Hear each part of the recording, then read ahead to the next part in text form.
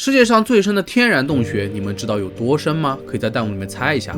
当然，我说的是天然形成的，而不是人工打造的。正确答案是2212米。如果让你在平地上走上2公里，也得走上个10几20分钟吧，更不要说去往这么一个幽闭的地底深渊。然而，你可别以为下去是一件多么容易的事情，它可不是一口笔直的水井，其内部构造蜿蜒曲折的程度超乎你的想象。如果一不小心刮到，那可不是闹着玩的。那么今天我们就来讲一讲这个世界上迄今为止探索过最深的天然洞穴。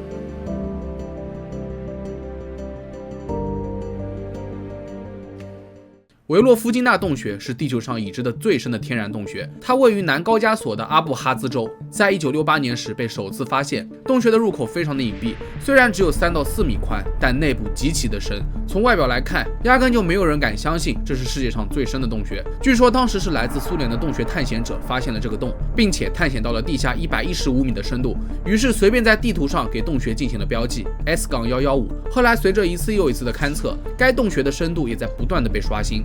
其实探险队的工作也是相当的不容易的。维洛夫金纳这个名字的由来，就是取自于一个名叫亚历山大·维洛夫金的探险者。1983年，他在洞穴当中发现了一个新的分支，但最后不幸遇难。为了纪念他，便以他的名字命名。而当时该洞穴的深度只勘测到了地下440米。自从2018年3月开始，维洛夫金纳洞穴的深度就一直保持在2012米。有专家表示，实际深度可能还会更深。可能有小伙伴会说，那就继续往下呗。可事实上，这并不是嘴上说的这么容易的，因为洞穴勘测越是向下越是复杂，花的时间也越长，因为你还得计算上来的路程，所以每一次勘测都非常考验探险者的体力、精力以及耐力和心理素质。为此，每位探险者在出发前都得携带2到3个袋子的补给品，每个袋子至少得有20公斤重。其次，探险队员需要用绳子一点点向下，沿路还有许多曲折复杂的地段，有些通道特别的狭窄，只能挤过1个人，所以如果是几人团队下去，那就得花费好多时间在这种狭窄的通道上面。最后要想一口气到达洞穴底部是绝对不可能的，所以探险队分别在地下600米、1350米、2100米的地方分别设立了营地，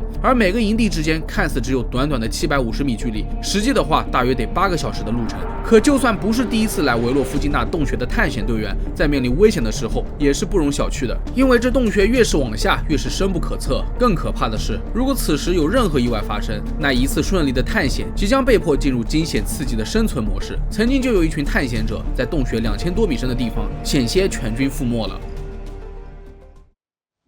2018年9月，在一次洞穴探险中，国家地理杂志的摄影师罗比·肖尼参与了其中，而这一次的经历足以让他以及当时的所有人铭记一生。他们一行人包括了他自己和助理以及6名探险者，一共8人。当时他们已经来到了洞穴最深处的一个营地中，这里是距离地面2100米的地方，是个地宫，具有极高的科研价值。他们一行人在地宫里面逗留了3天，研究人员在那里收集了许多动物标本，而摄影师罗比则拍摄了大量的珍贵照片。其中最让人惊艳的就是以往美丽的松绿石湖，它长15米，宽8米，周围环绕着乌黑的石灰岩，更能凸显湖水的亮丽。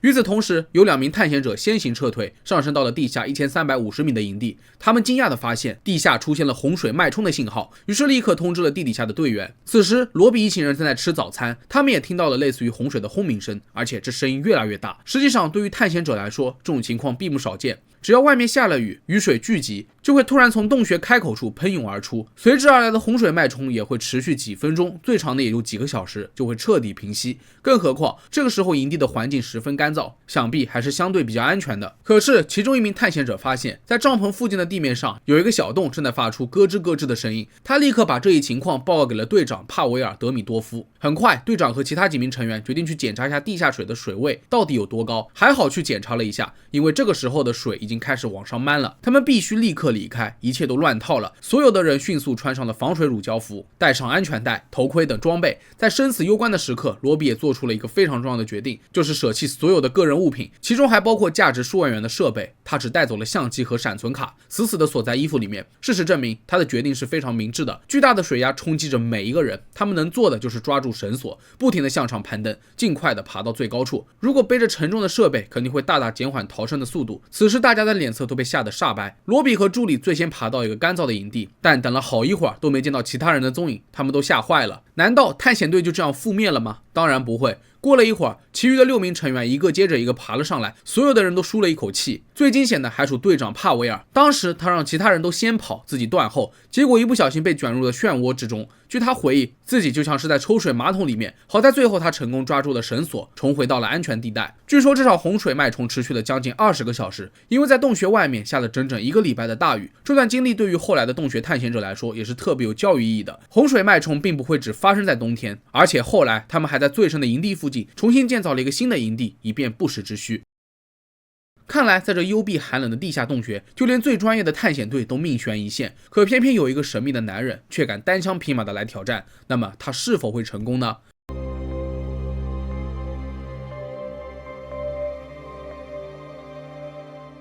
？2020年11月，37岁的谢尔盖·科泽耶夫在与妻子吵架之后，一气之下离开了家，独自前往维洛夫金纳洞穴。然而，谢尔盖并不是专业的洞穴探险者，虽然他平时热爱户外活动，经常会去攀岩或者徒步，但对于洞穴来讲，谢尔盖只是个小白。也许他是想一个人静一静，也可能是吵架上了头。谢尔盖直接就挑战了这个世界上最高等级的洞穴。在进入洞穴之前，他在商店简单购买了一些食物，然后带上平时的登山装备就出发了。很显然，谢尔盖低估了维洛夫金纳洞穴的难度。他不知道的是，自己的行为在专业人士看来无疑是在玩自杀。他缺乏设备，也没有同伴照应，光是这2条已经严重违反了安全规定。果然，最让人担心的事情还是发生了。虽然谢尔盖在洞穴之旅一开始还是比较顺利的，他来到了地下600米的营地后，在那里度过了将近1个星期。这段时间，谢尔盖没有联系任何人，再加上这个地方平时除了探险队，几乎不会有人来了，所以没有人知道谢尔盖在这段时间里发生了什么。不过可以确定的是，他没有撤退的意思。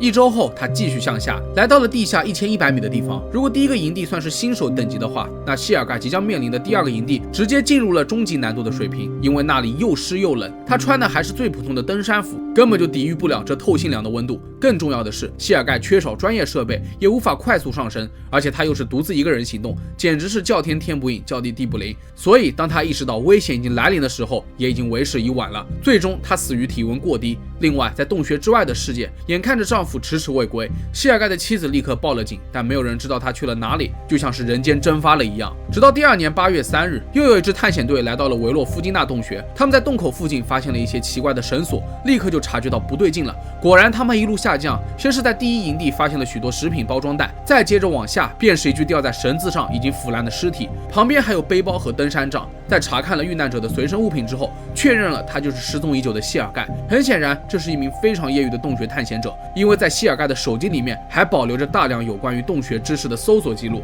然而，接下来的问题更是棘手，谢尔盖的尸体该如何被带到外面的世界呢？从技术层面上来看，要想在狭窄的通道里面完好无损的转移尸体，简直是太过困难了。但为了满足遇难者家属的愿望，后来有将近100名洞穴探险者组成了一支救援队，参与到了这次尸体的营救之旅中。最终，他们不得不肢解谢尔盖的尸体，一块一块的带出洞穴。5天之后，谢尔盖才得以重回地面。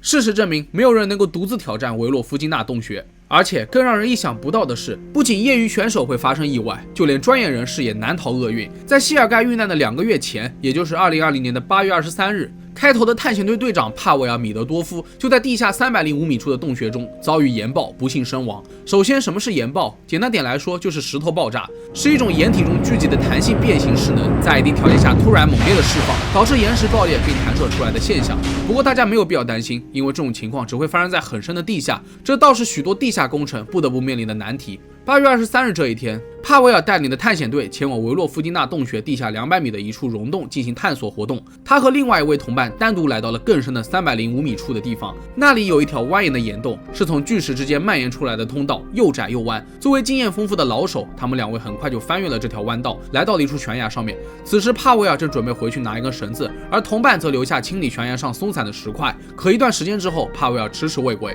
同伴意识到不对劲了，立刻爬回去查看。果然，最担心的事情还是发生了，帕维尔遭遇了岩爆，被石块击中后躺在地上，没了生命迹象。不得不佩服这些专业的洞穴探险者，除了要有丰富的知识和经验之外，还得有强大的身体素质和心理素质。毕竟当意外来临时，几乎是没有思考的时间的，而且还要临危不乱，否则自己很有可能就会死在这洞穴之中。为了探索地球，人类付出了大量的精力，不惜一切也要上天入地。殊不知，一次又一次的深入了解，随时都有可能葬送宝贵的生命。再怎么样都敌不过人类的探索欲。维洛夫金纳洞穴的最深处到底还有些什么？它的长度记录何时能够被再度刷新？里面究竟还暗藏了哪些玄机？这些问题都一步步推动了这个洞穴的探索进程。没有人知道未来的维洛夫金纳洞穴会是怎么样的，它有没有可能会变成景点，还是说永远都不会对外开放了呢？那好了，本期视频到这里就结束了。如果觉得视频做得还不错的话，也别忘了点赞、收藏和投币。我是郑郑，咱们下期视频再见吧。